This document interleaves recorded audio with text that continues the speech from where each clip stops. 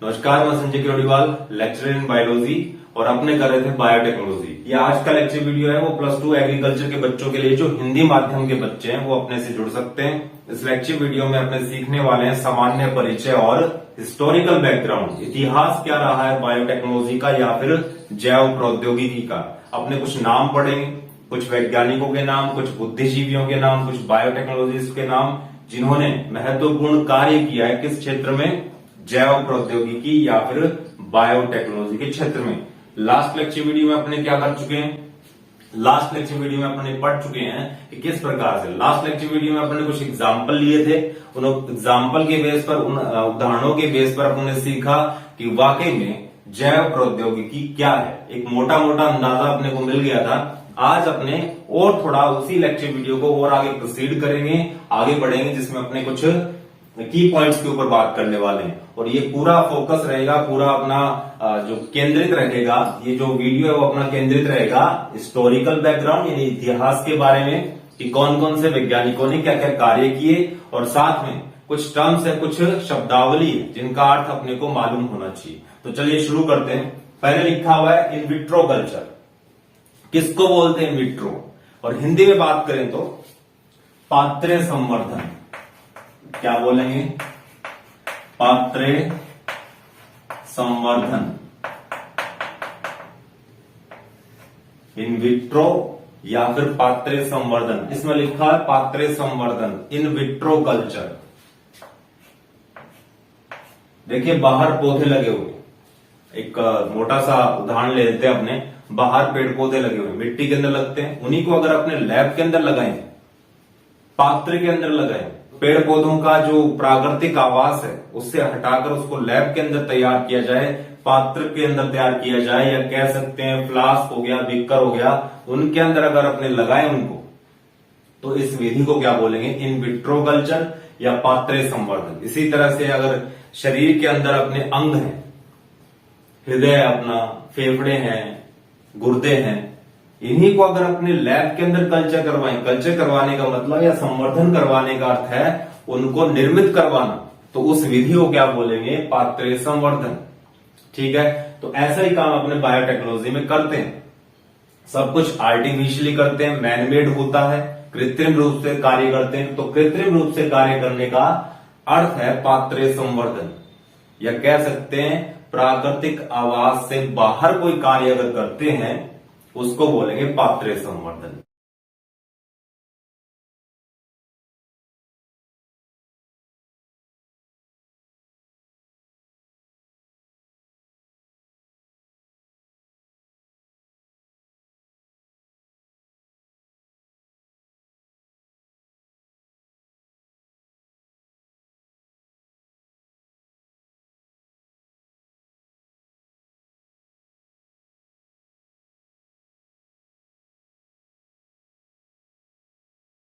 ठीक है, दूसरी बात आती पारजीवी जंतु या पादप। इसको अपने लिख सकते हैं ट्रांसजेनिक, ट्रांसजेनिक प्लांट्स और एनिमल्स। ट्रांसजेनिक पादप, आप इसको इसी तरह से याद कर सकते हैं, पारजीवी जंतु या पारजीवी पादप, या कह सकते हैं ट्रांसजेनिक पादप या ट्रांसजेनिक जंतु। ये क्या होते हैं, लास्ट लेक्चर वीडियो में अपनों ने सीखा कि बीटी कॉटन कैसे तैयार होता है। उसमें क्राइजिन था, क्राइजिन अपनों ने कहां से निकाला, बीटी से। बीटी मतलब बेसिलस थुरिनजेनेसिस नाम का बैक्टीरिया होता है, उसमें क्राइजिन मिलता है, उसको निकाल लेते हैं और कपास के पौधे में डाल देते हैं। इस तरह से निर्मित कपास के पौधे को अपने बोलते हैं बीटी कपास। और मैंने वहां एक नाम लिया था जीएमपी। क्या बात कर रहा हूं, जीएमपी, जेनेटिकली मॉडिफाइड प्लांट, आनुवांशिक रूप से रूपांतरित पादप, जेनेटिकली मॉडिफाइड प्लांट। इसका मतलब क्या हुआ, आनुवांशिक रूप से रूपांतरित पादप का अर्थ क्या हुआ कि उस कपास के पौधे में अपने बाहर से एक जीन डाला है, बाहर से बाहरी जीन, फॉरेन जीन डाला है, वांछित जीन की निवेशना की है उसके अंदर, वांछित जीन को डाला है उसके अंदर। तो बाहरी जीन डालने से, उस कपास के पौधे में बाहरी जीन डालने से उनकी जो जीनी संरचना है उस कपास के पौधे की वो बदल गई है, तभी बोला गया आनुवांशिक रूप से रूपांतरित पादप।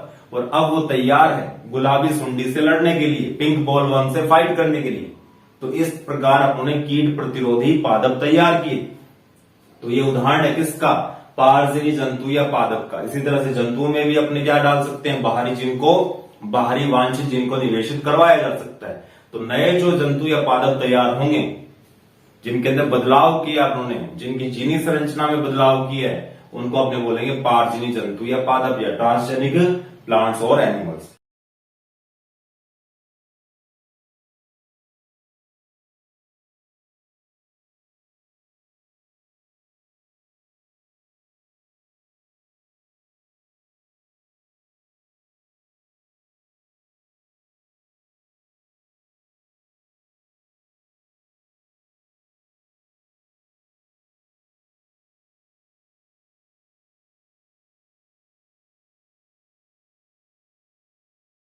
ठीक है, थर्ड अपने पास क्या है?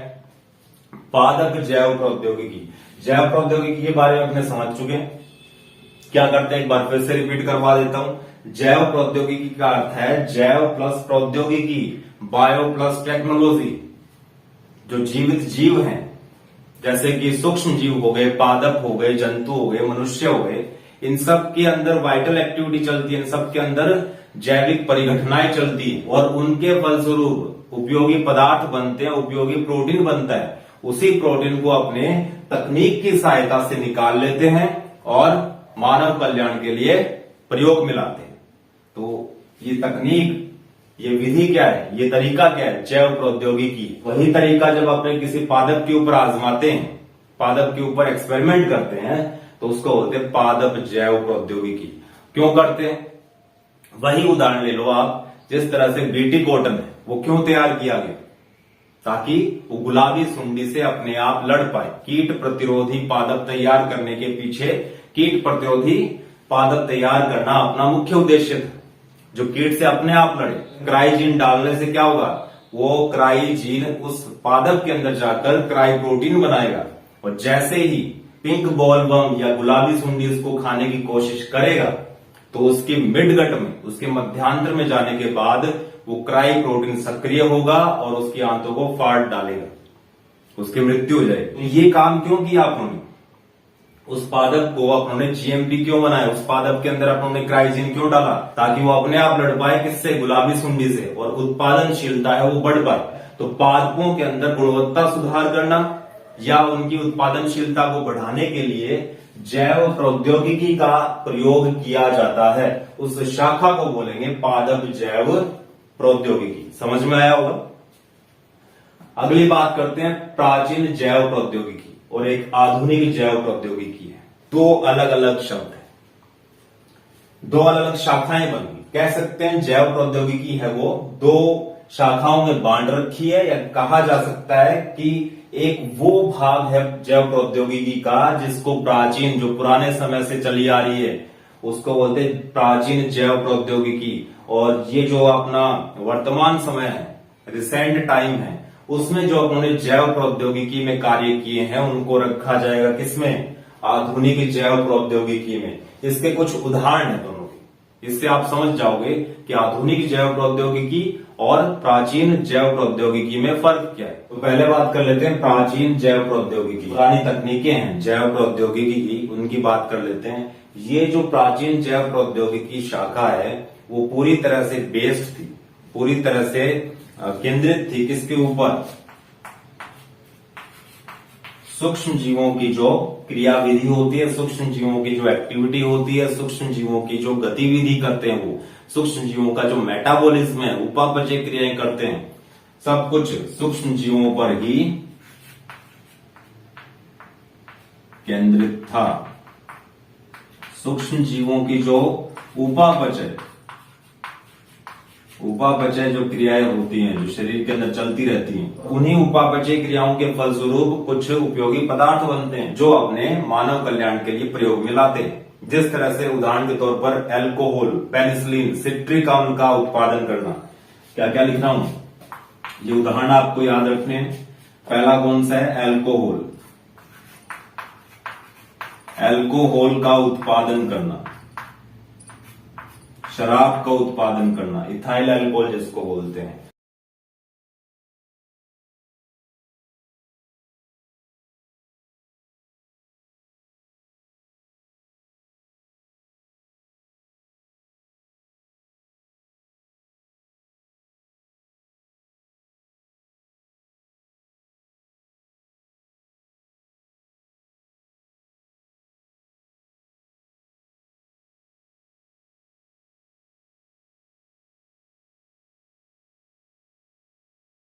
साथ में दूसरा उदाहरण क्या लिखा जा सकता है, पेनिसिलिन।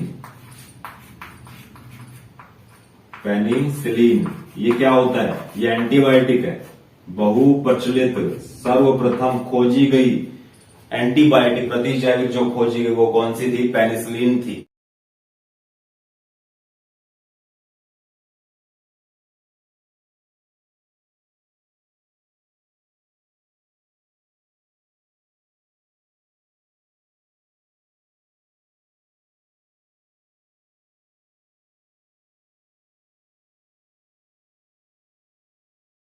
और अल्कोहल के साथ पेनिसिलिन लिखा हुआ है। पेनिसिलिन क्या था, सर्वप्रथम खोजा गया एंटीबायोटिक प्रतिजैविक। क्या होता है पेनिसिलिन, क्या होता है एंटीबायोटिक, ये वो पदार्थ होते हैं जो किसी सूक्ष्म जीव से प्राप्त किए जाते हैं। ये वो प्रोटीन है जो सूक्ष्म जीवों से प्राप्त किए जाते हैं और किसी दूसरे सूक्ष्म जीव की वृद्धि को संदमित करने के लिए काम में लेते हैं।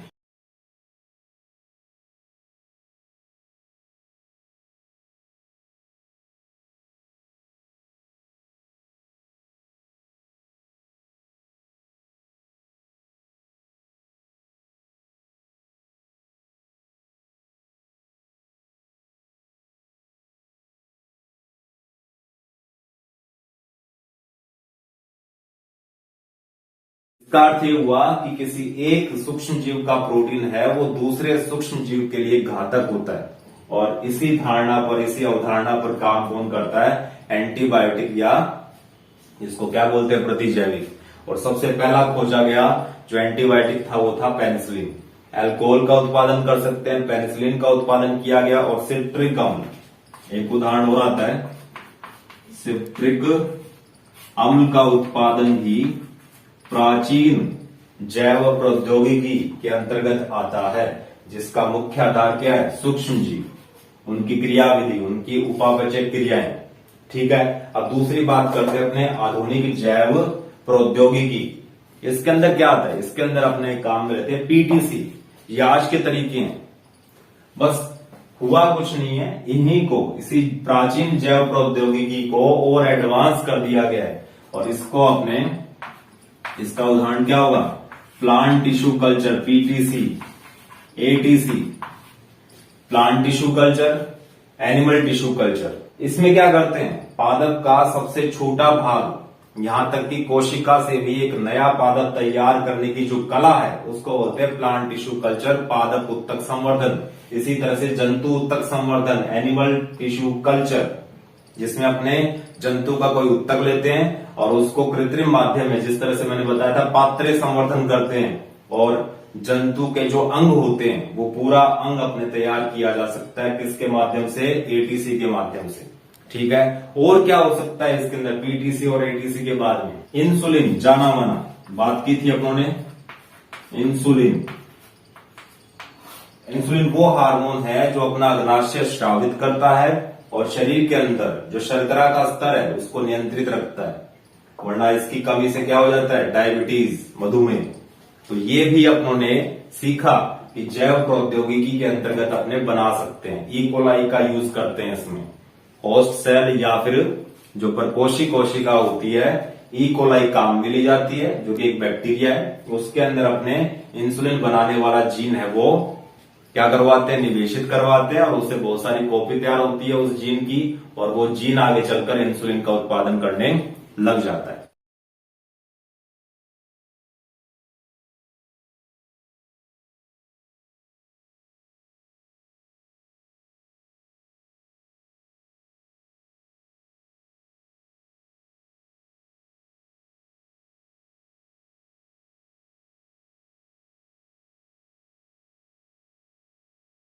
ठीक है, तो ये दो उदाहरण किसके हो गए, पीटीसी, एटीसी और इंसुलिन। ये अपने लिखेंगे आधुनिक जैव प्रौद्योगिकी में, जबकि पुरानी जो प्राचीन जैव प्रौद्योगिकी है उसमें सूक्ष्म जीवों पर आधारित जैव प्रौद्योगिकी का नाम लिखा जाता है, जैसे कि अल्कोहल का उत्पादन करना, पेनिसिलिन बनाना और सिट्रिक अम्ल का उत्पादन करना। चलिए ठीक है, आगे देखो पॉल बर्ग, इसमें डेट नहीं डाली, डेट डाल देता हूं 1972, 1972 की बात है।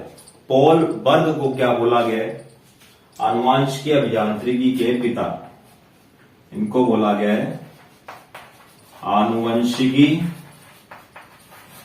अभियांत्रिकी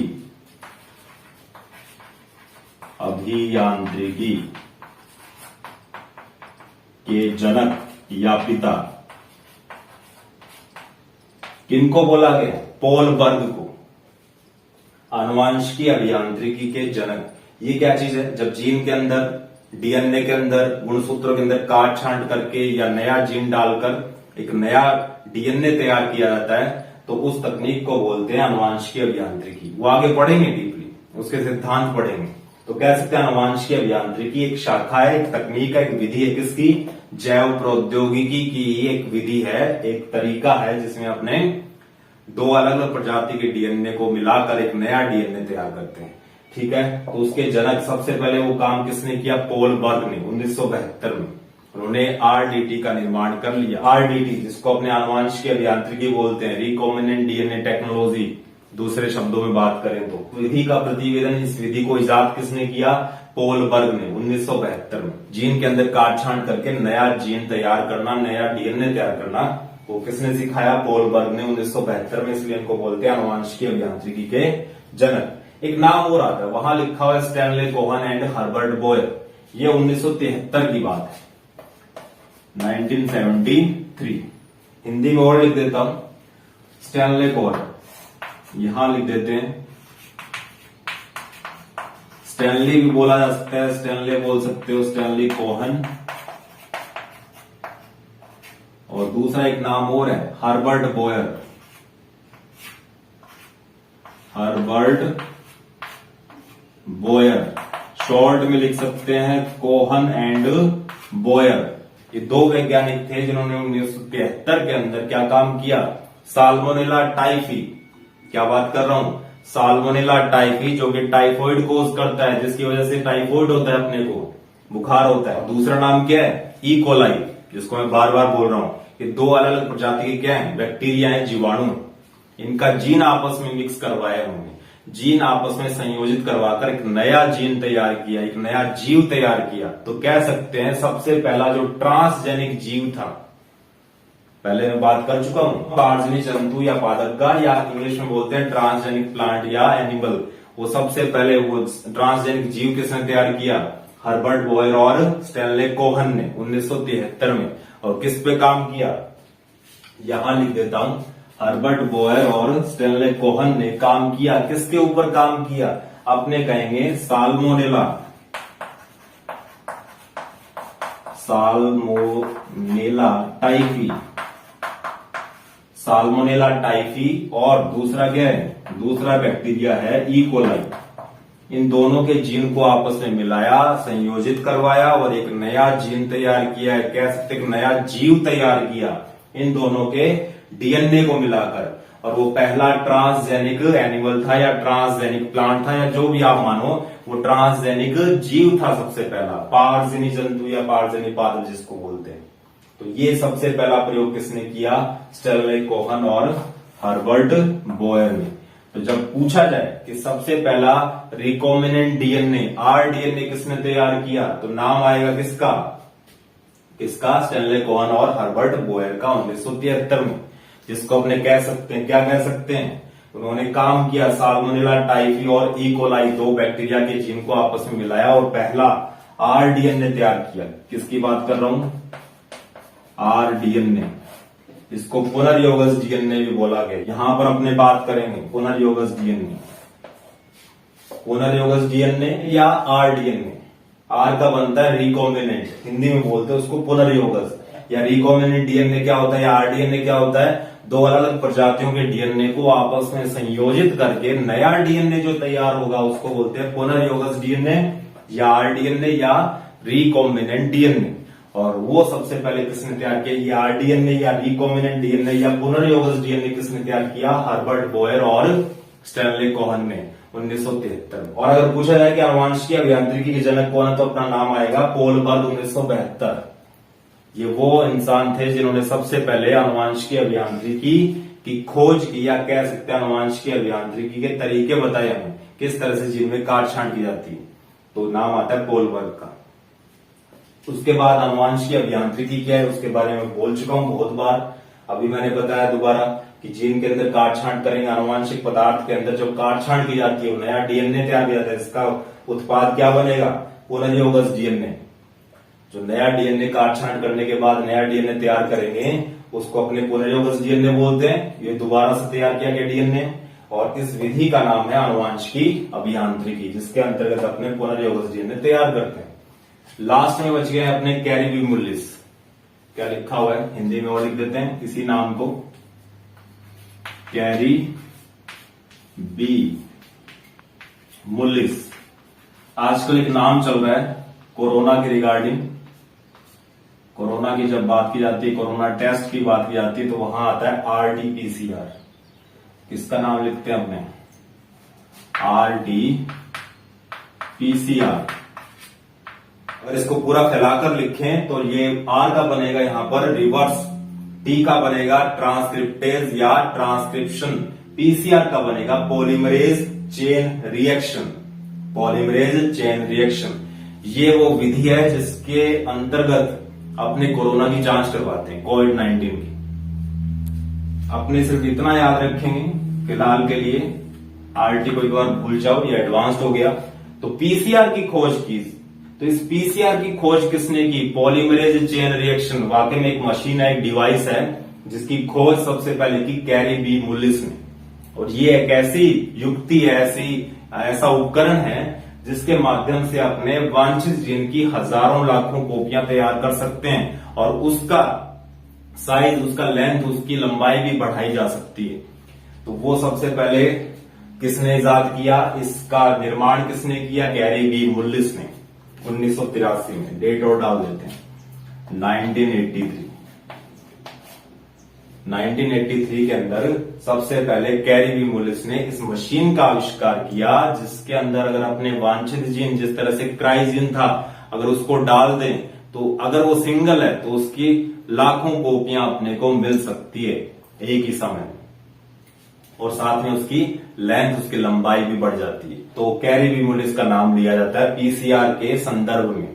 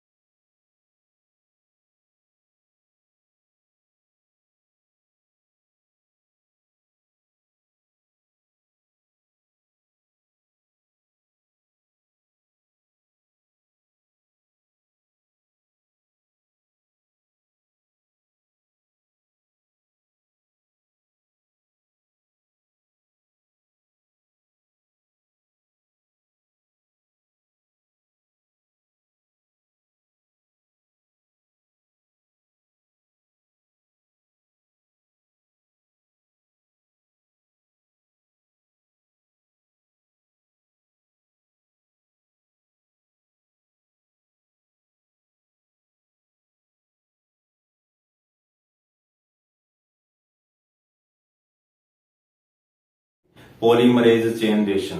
ये आज का लेक्चर वीडियो यहीं पर समेटता हूं। उम्मीद करता हूं समझ में आया होगा। कोई क्वेरी हो तो आप पूछ सकते हो, और इसको आप, इसके पीडीएफ नोट्स आपको जल्दी मिल जाएंगे। तो तब तक के लिए धन्यवाद।